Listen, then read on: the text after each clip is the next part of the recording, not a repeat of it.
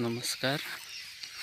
यो चाहिँ हाम्रो बाख्राको मलबाट तयार पारिएको अर्गानिक युरिया अहिले हामी मकैमा प्रयोग गर्दैछौँ।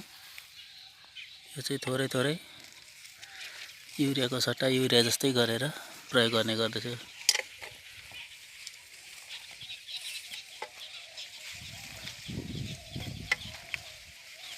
यो अर्गानिक युरियाको गन्ध कस्तो आउँदो रहेछ?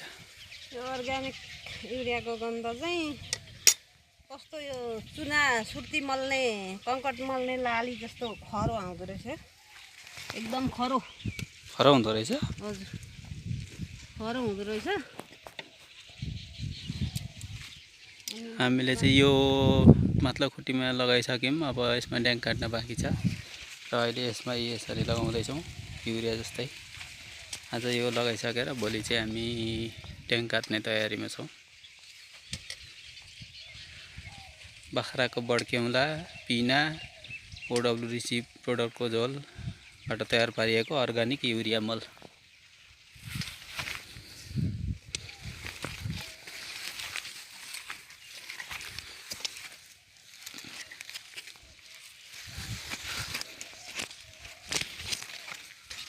युरियाको सट्टा युरिया जस्तै गरी प्रयोग गर्दै